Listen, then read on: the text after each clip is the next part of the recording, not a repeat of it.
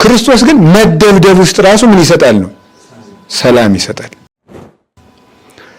ዓለም ሀብት ስትሰጥ ሰላም ሰጠች ነው። ክርስቶስ ግን ድህነት ውስጥ የማይነጥፍ ሰላም አለው።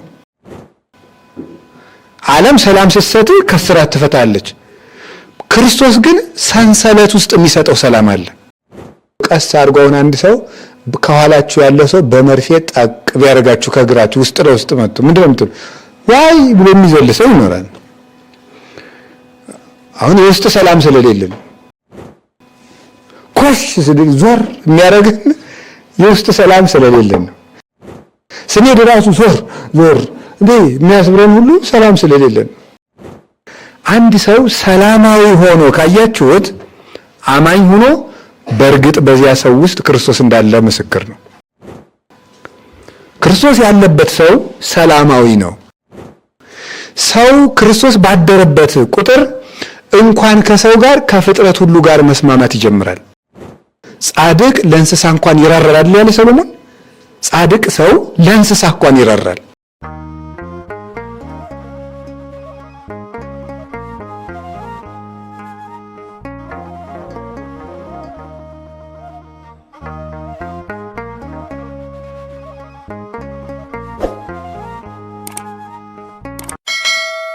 ክርስቶስ ተንሥአ እሙታን አሰሮ ለሰይጣን ሰላም ኮነ። በስመ አብ ወወልድ ወመንፈስ ቅዱስ አሐዱ አምላክ። በስመ አብ ወወልድ ወመንፈስ ቅዱስ አሐዱ አምላክ። በስመ አብ ወወልድ ወመንፈስ ቅዱስ አሐዱ አምላክ። ይትባረክ እግዚአብሔር አምላከ አበዊነ ቅዱሳን ዘሰብሐ ምህረቶ በላዕሌነ። ምህረቱን ቸርነቱን ይቅርታውን በሕይወታችን ላይ ያጸናልን የአባቶቻችን ፈጣሪ እግዚአብሔር አምላካችን በልቡናችን አስበን በአንደበታችን ተናግረን ስለማንፈጽመው የቸርነት ሥራው ሁሉ ስሙ የተመሰገነ ይሁን። የእናታችን የቅድስት ድንግል ማርያም የወላዲት አምላክ የቅዱስ መስቀሉ የቅዱሳን ነቢያት የቅዱሳን ሐዋርያት የቅዱሳን ሰማዕታት የቅዱሳን ጻድቃን በረከታቸው ረድኤታቸው ሁሉ በሁላችን ላይ ጸንታ ትኑር። ሰላም የሰጠን አምላክ ክብር ምስጋና ይግባው። እግዚአብሔር ሲወድና ሲፈቅድ ነው ሁሉም ነገር የሚከናወነው። ያለ እግዚአብሔር ፈቃድ የንጉሱን የሰማይና የምድር ጌታ የሚሆን የሱን ቃል መስማት አይቻልምና ፈቅዶ እንደሰበሰበን ፈቅዶ እንዲያስተምረን የቸርነቱን ሥራ ይስራልን። እግዚአብሔር ከሁላችን ጋር ይሁን። ዛሬ ደግሞ የምንማማርበት የትምህርታችን ኃይለ ቃል ወወአ ከመ ይህድር ምስሌሆሙ በሚል ርዕስ እንማማራለን። ወደ አማርኛ ስናመጣው ከነሱ ጋር ሊያድር ገባ በሚል ርዕስ ነው። እስኪ በሉ ሁላችሁም ከእነርሱ ጋር በሉ። ሊያድር ገባ።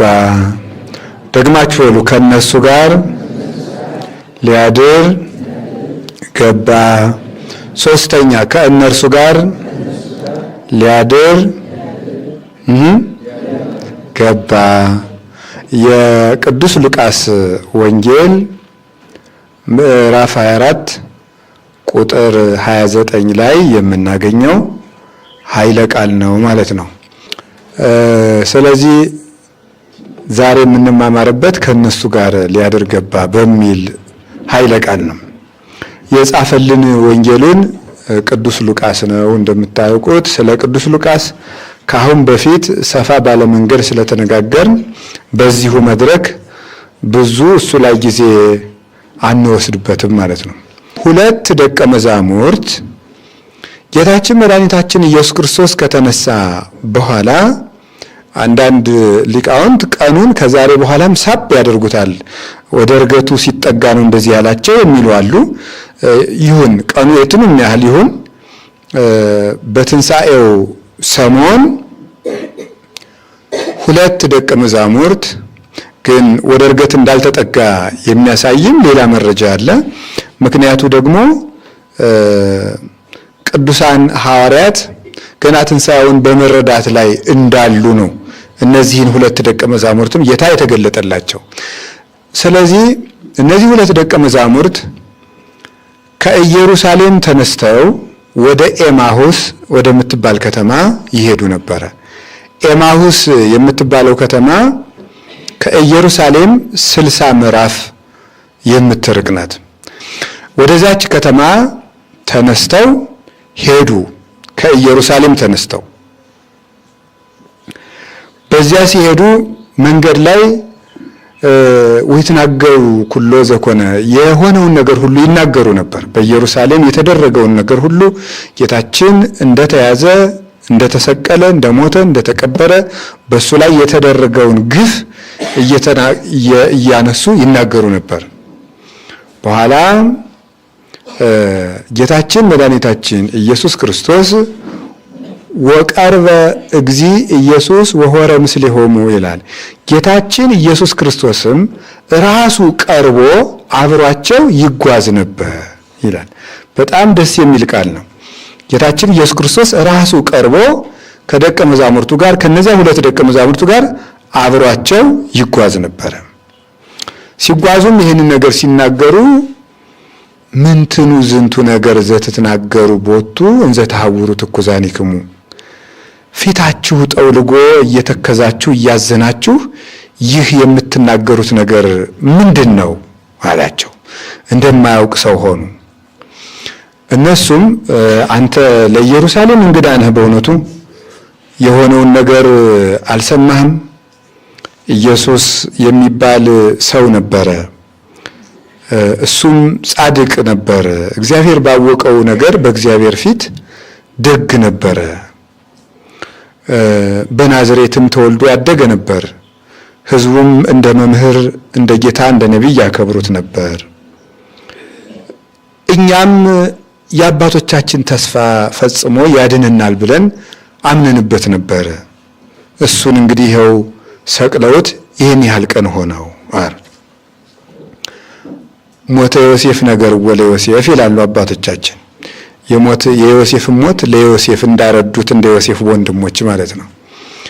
በዚህ ጊዜ ጌታችን እናንተ ልባችሁ ከማመን የዘገየ ተላልፎ እንደሚሰጥ በኃጥአን እጅ እንደሚያዝ በሦስተኛው ቀን ከሞተ ከተሰቀለ በኋላ ከመቃብር ተለይቶ እንደሚነሳ አልነገራችሁምን? በነቢያት እና በመጻሕፍት ሁሉ የተነገረውንስ ልብ አላላችሁምን?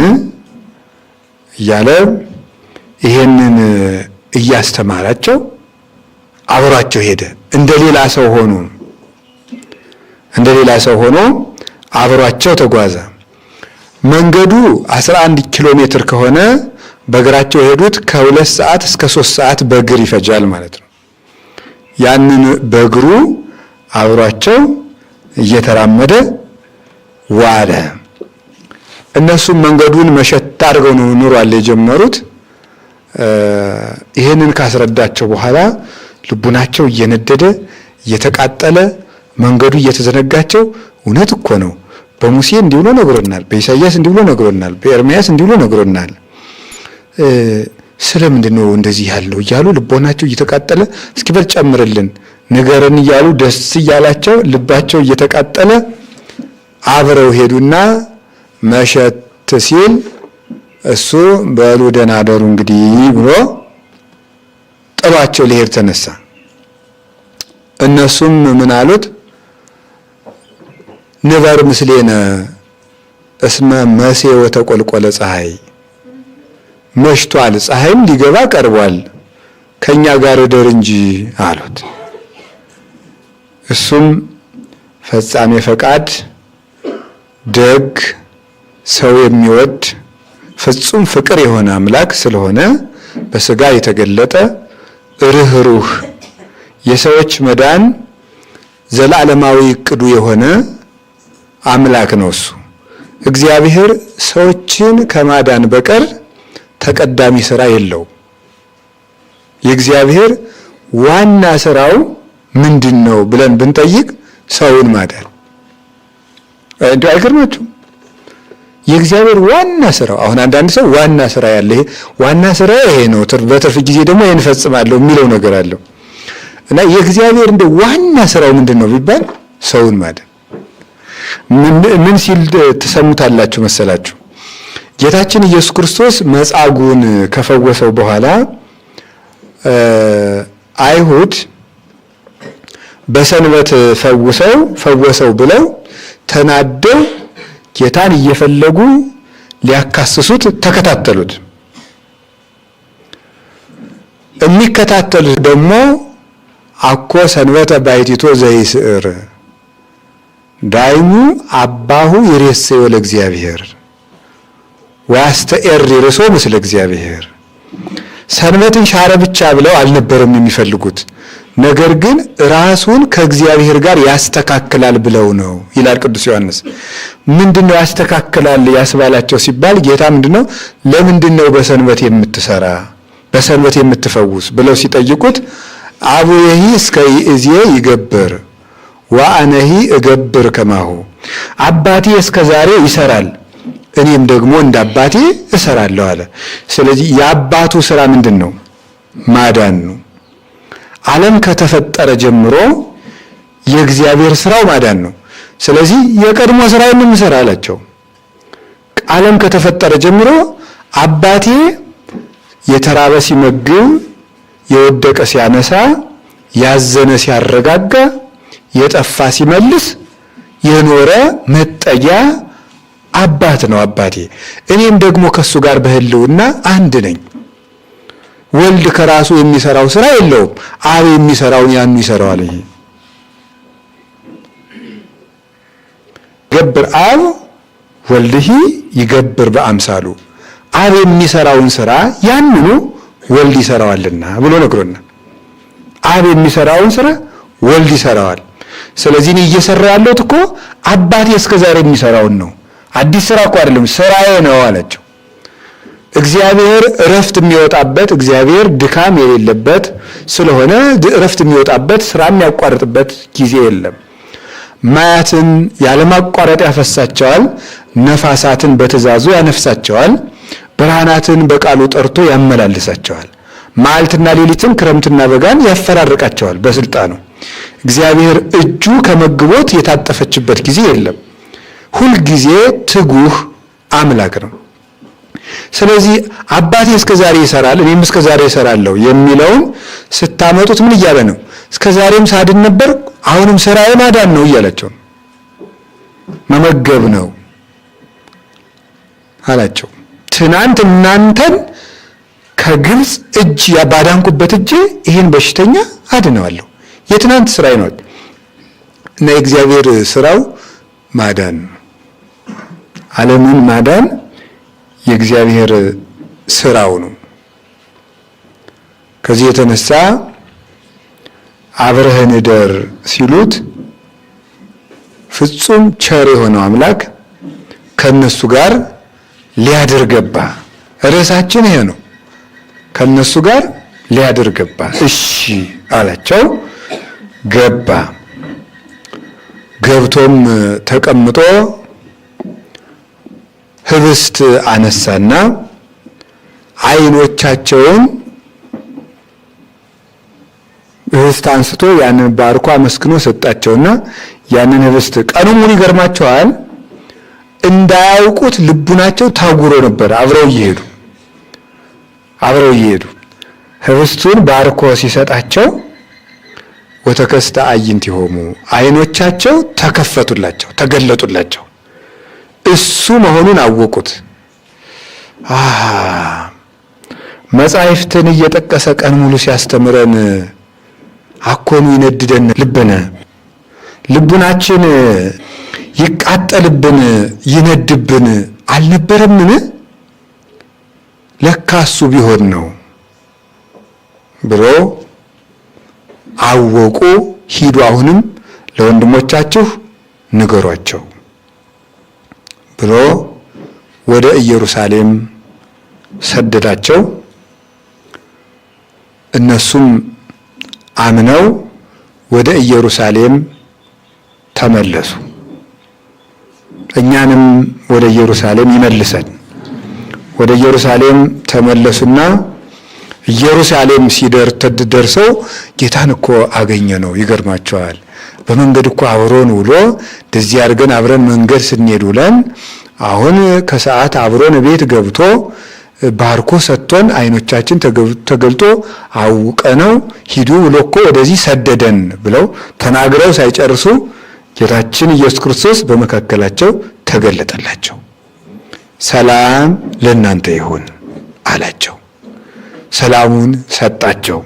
ለእኛም በመካከላችን ተገኝቶ ሰላሙን ይስጠን፣ እኛንም ሰላም ሰጪዎች ያድርገን። እውነቴን ነው። ለሰው ብር ቋጥራችሁ ከምትሄዱ ሰላም ቋጥራችሁ ሂዱ። ለሰው መጀመሪያ የምንሰጠው ስጦታ ሰላም ነው። ክርስቶስ ሞቶ ተነስቶ ሰንብቶ ሲመጣ ለናፈቁት ደቀ መዛሙርቱ መጀመሪያ የሰጣቸው ስጦታ ሰላም ነው። የእግዚአብሔር ሰላም ማለት ነው። እና የሰውን ሰላም እንደ መንሳት ያለ ነገር የለም። የሰውን ሰላም መንሳት እንደው በዚያው ወደ ውስጠኛው ትምህርት ያልገባውም ላይላዩን ነው እየሄድኩ ያለ እስካሁን። እና ሰምሰሙን ስነግራችሁ ለሰው ሰላም መስጠት ኦርቶዶክሳዊ ምልክት ነው። ለሰው ሰላም መስጠት ሁለት ነገር ነው የምንማረው። ክርስቶስ እንደደረሰ ምንድነው የሰጠው? ሰላም። ለኛ ከእግዚአብሔር የምንለምነው የመጀመሪያው ስጦታችን ምንድነው መሆን ያለበት? ነገሩን እንጂ ሰላም። የመጀመሪያው የምን ሰላም ነው? የውስጥ ሰላም ነው። የነፍስ ሰላም ማለት ነው። ማረፊያ እንደሌላት ወፍ የምትዞረው ነፍሳችን እንድታርፍ ያስፈልጋታል። ሰው አሁን ባለበት ነገር እርጋታ የለውም። በተሰጠው ነገር ሰላም የለውም። ሰው በዲቁናው እርካታ የለውም። ሰው በቅስናው ሰላም የለውም ማለት ደስ አይለውም። በጵጵስናው ሰላም የለውም። አግብቶ ሰው በጋብቻው ሰላም የለውም። በያዝነው ነገር ሰላም የለንም። ሁልጊዜ ሰላም የሚመስለን ያቀድናት እቅድ ስትሳካልን። ሌላ በጣም የሚገርመኝ በዓለም ያለው ሰው ይሁን መነኩሴው ሰላም ሲያጣ ግን ይገርማል። ደግሞ አሁን መነኩሴ ልጆቹ አያለቅሱበትም፣ ሚስት የለውም፣ ድስት የለውም። መነኩሴ ምንድነው ሰላም የሚያጣ ስትሉት ያው ጋኔን ስላለ ነው። ሌላ ምን አለ? እሱ ነው ሰላም የሚነሳል። አዲያ ክርስቶስን ሁልጊዜ የልብ ሰላም ስጠኝ ማለት ያስፈልጋል። የልብ ሰላም ያለው ሰው ዓለም በጠቅላላ አሁን በዓለም 9 ቢሊዮን ሕዝብ ካለ ዓለም በጠቅላላ በጠላትነት ቢነሳበት የልብ ሰላም ያለው ሰው ልቡ የተረጋጋ ነው፣ አይታወክም። እና የእግዚአብሔር ሰላም ሁልጊዜም እንደምነግራችሁ ሰማዕታትን በደም ጻድቃንን በገዳም ያጸናች ናት ነው። ኪዳን ሲጸለይ አባቶቻችን ካህናት መላእክትን በጽርሐ አርያም፣ ሐዋርያትን በአጽናፈ ዓለም፣ ሰማዕታትን በደም ጻድቃንን በገዳም ያጸና አምላክ እኛንም ያጽናን ብለው የሚጸልዩት ኪዳን ላይ ቀላል እንዳይመስላችሁ። መላእክትን በጽርሐ አርያም የሚለው መላእክት ራሳቸው እኮ ታውከው ነበር። ታውቃላችሁ አይደል? ታውከው ነበር። ሁከት ገጥሟቸው። ማን ያወካቸው? ዲያብሎስ። ስለዚህ ምንድነው የሚለው? ወሃይደኦ መላከ ሰላም በቃሉ ቅዱስ ገብርኤል ነው አይደለም? ኧረ በያለንበት እንቁም ብሎ ሰላም የሰጣቸው። ቅዱሳን መላእክት እንኳን የመጀመሪያው ፈተናቸው ሁከትና ብጥብጥ ነው። ስለዚህ የእግዚአብሔር ሰላም ለመላእክት እንኳን እርጋታ ሆኗቸዋል፣ አስፈልጓቸዋል። ሐዋርያትን በአጽናፈ ዓለም ቅዱሳን ሐዋርያት ባስፈሪ ሰው በላ ነገስታቱት ሰው አርደው ለጣዖት በሚያመልኩ ነገስታት ፊት ደስ ብሏቸው እየተገረፉ ያስተማሩት ያቺ ሰላም ትከተላቸው ስለነበር። እነሱን የሚገርፋቸው ንጉስ ያላገኘውን ሰላም እየተገረፉ እነሱ ነበራቸው። ይሄ እግዚአብሔር ሰላም።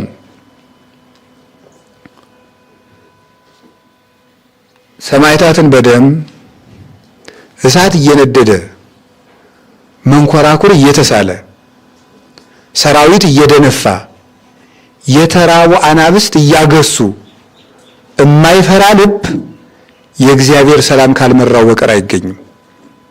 ሰማዕታት በደም የጸኑት ለዚህ ነው። አሁን አንድ ሰው ቢላዋ ላጥ ቢያደርግ እዚህ ውስጥ ምንድነው የሚሰማን?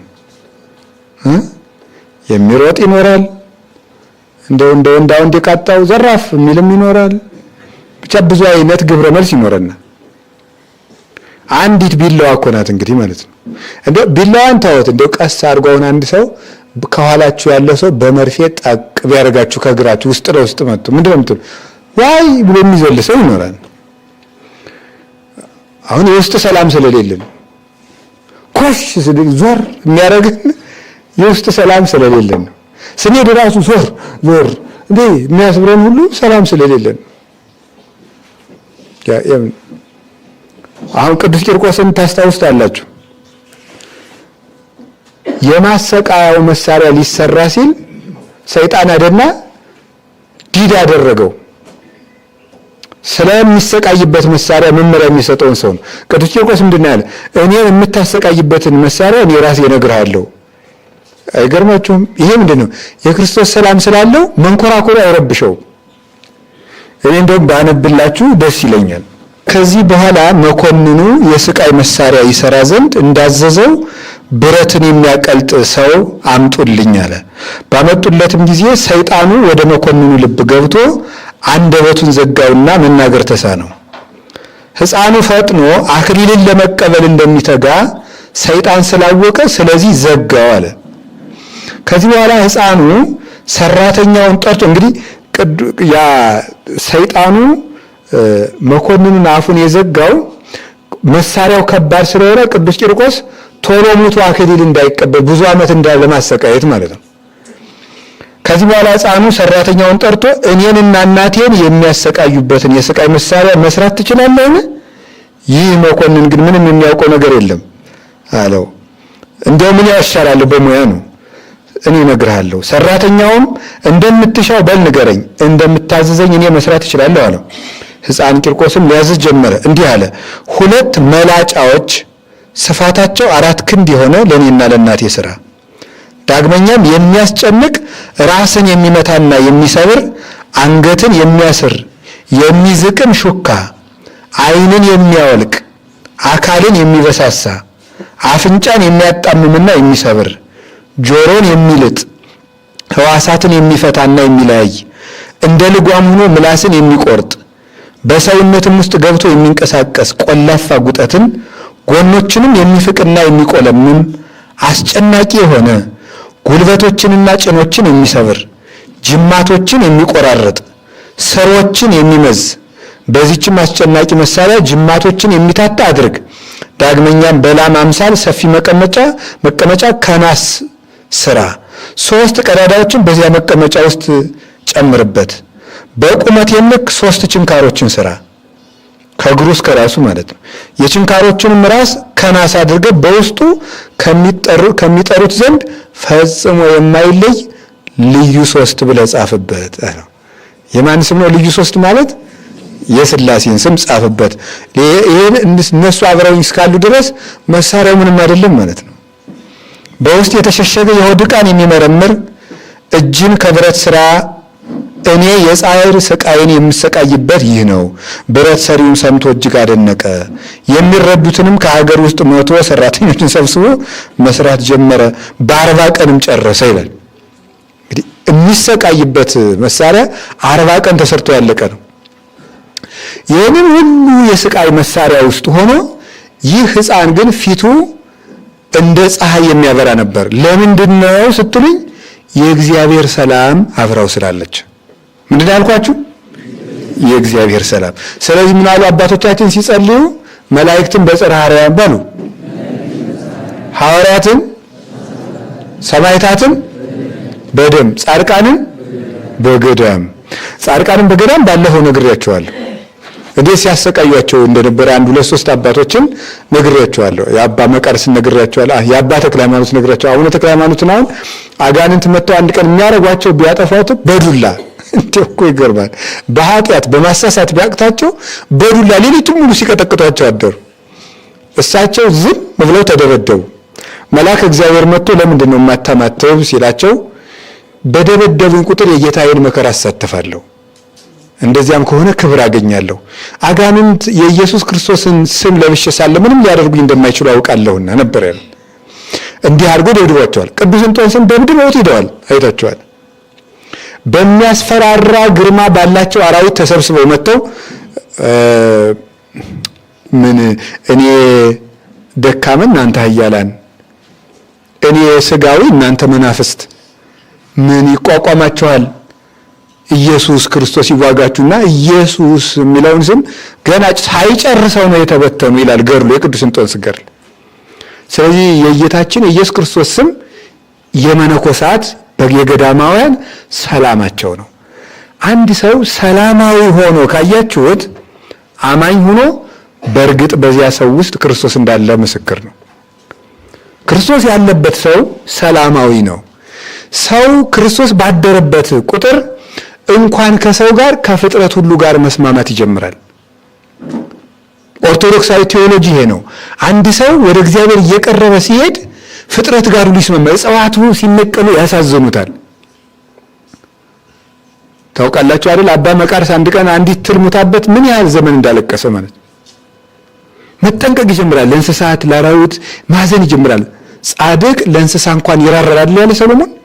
ጻድቅ ሰው ለእንስሳ እንኳን ይራራል። ሩህሩህ እየሆነ ይመጣል አንድ ሰው። አያችሁ፣ ሰው ደግሞ እግዚአብሔር እየተለየው ሲመጣ በእግዚአብሔር ላይ ሳይቀር ጨካኝ ይሆነ። መጀመሪያ ሰውን ይጠላል፣ ቀጥሎ እግዚአብሔርን ይጠላል። ልብ ሲደነድን ማለት ነው። እና የእግዚአብሔር ሰላም በልቡናችን ይፍሰስልን። የእግዚአብሔር ሰላም በደንብ ያስፈልገናል። እውነቴን ነው የምነግራችሁ። ለመጸለይ እግዚአብሔር ሰላም ያስፈልጋል። ለማስተማር እግዚአብሔር ሰላም ያስፈልጋል። ለመማር እግዚአብሔር ሰላም ያስፈልጋል። የእግዚአብሔርን ሰላም ነው አልኩኝ። ምክንያቱም እሱ ራሱ ምንድነው ያለ? አኮ ዘከመ ይሁብ ዓለም ዘእሁበክሙ፣ ዓለም እንደሚሰጠው ያለ ሰላም አይደለም የምሰጣችሁ። እሱ ውስጣዊ ሰላም ነው። አሁን ይችን ጠቅሷል፣ ሙላችን እናውቃታለን። ዓለም እንደሚሰጣችሁ አይደለም እንደዚህ አሁን ዓለም እንደሚሰጣችሁ አይደለም የሚለውን እያንዳንዳችን ተነስታችሁ አብራሩ ብንባል ምን መልሰው መልስ ምንድነው? ሰው ዛሬ ሰላም ነስቶ ነገ ይጣላል አይነት ማብራሪያ እንሰጣለን። ጉዳዩ ግን ከዚህ ሸገር ያለ ነው። ዓለም እንደሚሰጠው ያለ ሰላም አይደለም የምሰጣችሁ ማለት መሰረታዊ ትርጉም ምንድነው? ለምሳሌ ዓለም ሰላም ሲሰጥ ይደበድባል አይደበድብም? ዓለም ሰላም ከሰጠ አይደበድብም። ክርስቶስ ግን መደብደብ ውስጥ ራሱ ምን ይሰጣል ነው? ሰላም ይሰጣል። ዓለም ሀብት ስትሰጥ ሰላም ሰጠች ነው። ክርስቶስ ግን ድህነት ውስጥ የማይነጥፍ ሰላም አለው። ዓለም ሰላም ስትሰጥ ከስራት ትፈታለች። ክርስቶስ ግን ሰንሰለት ውስጥ የሚሰጠው ሰላም አለ። እና በተቃራሪው ነው። አፈላለጋችሁን ማሳምሩ ነው ጉዳዩ የነገረን ጌታ። የክርስቶስ ሰላም መከራ ውስጥ የምትገኝ መከራ ግን የማያነጥፋትና የማይገታት ናት። ያችን ሰላም ነው በእነዚህ ሁለት ደቀ መዛሙርት መመለስ ለማህበረ ሐዋርያት የሰጠ።